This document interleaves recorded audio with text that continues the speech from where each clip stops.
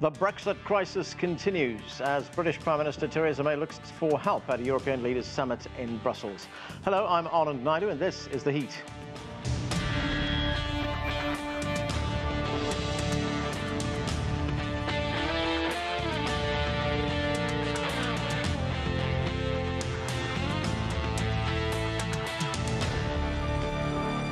With just a few days remaining now before the United Kingdom is supposed to exit the European Union, Brexit remains unresolved. On Thursday, the focus moved to Brussels, where EU leaders gathered for a summit, hoping to make some progress.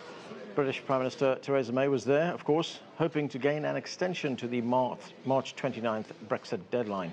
We begin right now with CGTN correspondent Mariam Zaidi, who joins us from Brussels. And Mariam, it's been a long day, even longer night. These leaders have been meeting. There have been some developments in the last hour. What's the latest?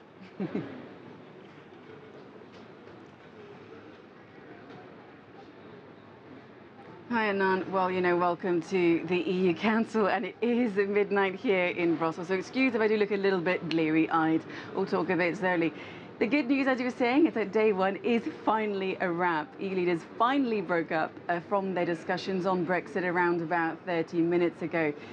EU summits do, of course, have this tendency of going into the night. And for this summit, the one that was meant to be the last one before Brexit, well, no change. Everyone's been burning the midnight oil. As you can see behind me, the place is still really packed with journalists. Now, discussions on extending Brexit beyond the scheduled date of departure, so March 29th, took an age.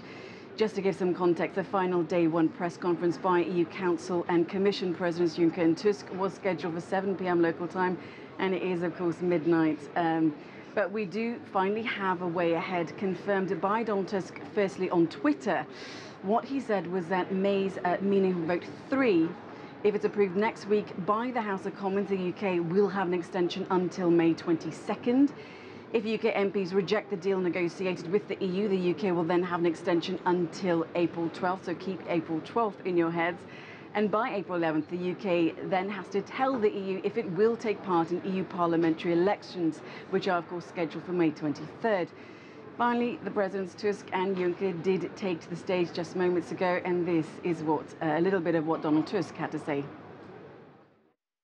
As regards the extension, our decisions envisage two scenarios. In the first scenario, that is, if the withdrawal agreement is passed by the House of Commons next week, the European Council agrees to an extension until the 22nd of May. In the second scenario, that is, if the withdrawal agreement is not approved by the House of Commons next week, the European Council agrees to an extension until the 20th of April, 12th of April.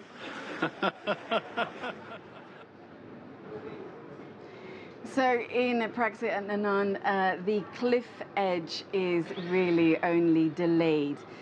And as Tusk was pointing out, and as I was saying, April 12th is now that key date, so pencil that into your diaries. But if you're possibly looking for any kind of hidden message, what is Donald Tusk trying to say to the UK? Essentially, UK MPs could wrestle Brexit away, finally, from Theresa May. In fact, they could even get rid of her. I'm not advocating that myself. All they really need to do is finally decide what they want, Brexit or no Brexit, but before April 12th. So it's going to be interesting to see what the UK now does. Nan, back to you. All right, thanks, Mariam. That's CGTN correspondent Mariam Zaidi reporting from Brussels.